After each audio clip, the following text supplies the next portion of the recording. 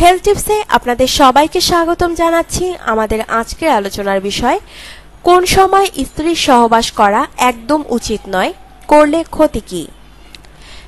স্বামী স্ত্রীর পবিত্র মিলনকে স্বর্গসুখের সাথে তুলনা করা হয়েছে। স্ত্রী সহবাস করে স্বামী যেমন পরম তৃপ্তি লাভ করে, তেমনি স্ত্রীও পরম সুখ লাভ করে। তবে স্ত্রী সহবাস সবসময় করা ঠিক নয়। কারণ কি? হ্যাঁ, বেশ কিছু কারণ আছে। ওই সময়গুলোতে স্ত্রী সহবাস হতে পারে মারাত্মক ক্ষতি। কোন কোন সময় স্ত্রী সহবাস করা উচিত নয় জেনে নিন। কোন কোন সময় স্ত্রী সহবাস করলে ক্ষতি হতে পারে চলুন জেনে নেই।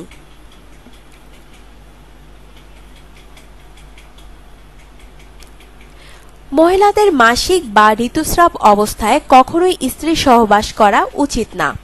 নিফাস অর্থাৎ মহিলাদের বাচ্চা প্রসবের পর 40 দিন বা এর কম যে কয়েকদিন রক্ত আসা পরিপূর্ণভাবে বন্ধ হয়ে না যায়, এই অবস্থায় স্ত্রী সহবাস করা উচিত না। এই দুই সময়ের মধ্যে সহবাস করলে উভয়েই অনেক রকম ক্ষতির সম্মুখীন হওয়ার আশঙ্কা রয়েছে। কেননা এ সময় রক্তের প্রচুর পরিমাণ বিষাক্ত জীবাণু থাকে, যার দ্বারা ভয়ানক রোগ হওয়ার সম্ভাবনা প্রমাণিত। অনেক পুরুষকে দেখা যায় যে এ সময় সহবাস করার কারণে লজ্জা স্থানে অ্যালার্জি জাতীয় বিভিন্ন রোগ হয়।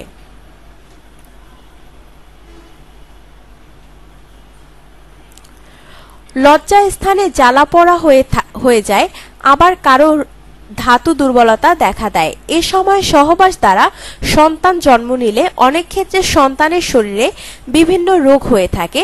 শরীরে বিভিন্ন ধরনের ঘা হয়, যা থেকে অনবরত পানি ঝরতেই থাকে এবং বাচ্চাদানি বাহিরে বের হয়ে আসে।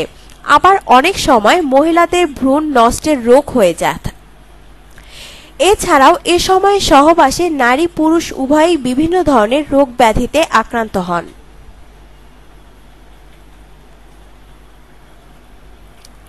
কেননা ঋতুস্রাব ও নেফাসের রক্তে শরীরের ভেতরের রোগ জীবাণু যুক্ত অপবিত্র উপকরণ থাকে, সে সাথে বিষাক্ত জীবাণুও থাকে।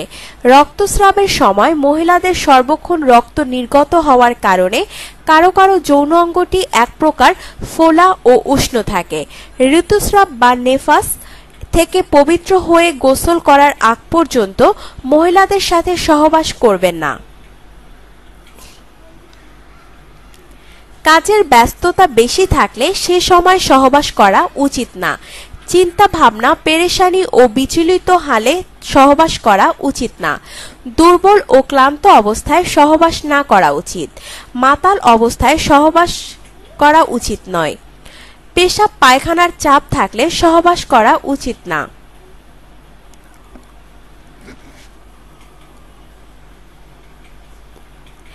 একেবারে খালি পেটে অথবা ভরা পেটে সহবাস না করা উচিত।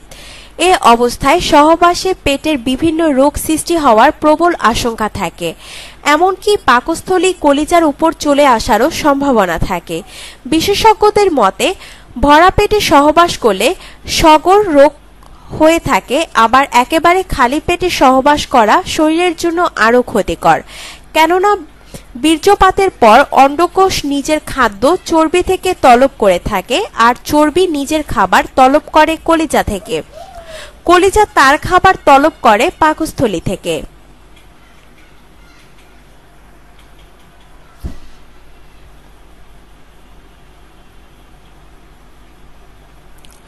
ক্ষুধার্ত অবস্থায় পেট থাকে একেবারে খাবার শূন্য, যার কারণে টিবি, ভৃত্যপদ রোগ, চোখের দৃষ্টিশক্তি কমে যাওয়া সমূহ সম্ভাবনা থাকে। অসুস্থতা থেকে মুক্তির পর শারীরিক দুর্বলতা এখনো অবশিষ্ট আছে, এ অবস্থায় সহবাস না করা। মৃগী রোগ, টিবি রোগে আক্রান্ত ব্যক্তির সহবাস থেকে দূরে থাকবে। মস্তিষ্ক ক্ষয় হয় এমন কাজের পর সহবাস না করা। যাদের চোখের দৃষ্টির রোগ, শারীরিক দুর্বলতা ও কলিজা পাকস্থলী দুর্বল, তাদের জন্য সহবাস করা ক্ষতিকর। তদ্রূপভাবে অর্শ আক্রান্ত ব্যক্তির যথাসম্ভব সহবাস থেকে দূরে থাকবে।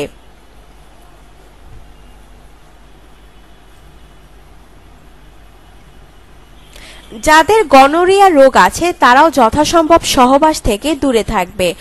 অসুস্থ অবস্থায় ও জীবাণুযুক্ত বাতাস গ্রহণের সময় সহবাস না করা উচিত। জ্ঞানী ব্যক্তিদের ধারণা মতে চাঁদের 11 তারিখে সহবাস করা নিজেদের বয়স কমিয়ে ফেলারই নামান্তর। প্রাপ্ত বয়সের পূর্বে ভ্রূণ তৈরি হলে সে সন্তান অসুস্থ অবস্থায় জন্মগ্রহণ করে। বৈজ্ঞানিকদের মতে রাতের প্রথমাংশে সহবাসের দ্বারা সন্তান জন্মগ্রহণ করলে সেই সন্তান অল্প বয়সে মৃত্যুবরণ করবে, আর রাতের শেষ প্রহরে সহবাস করার দ্বারা সন্তান জন্মগ্রহণ করলে সন্তান সুস্থ সবল ও ধর্মভীরু হয়ে থাকে।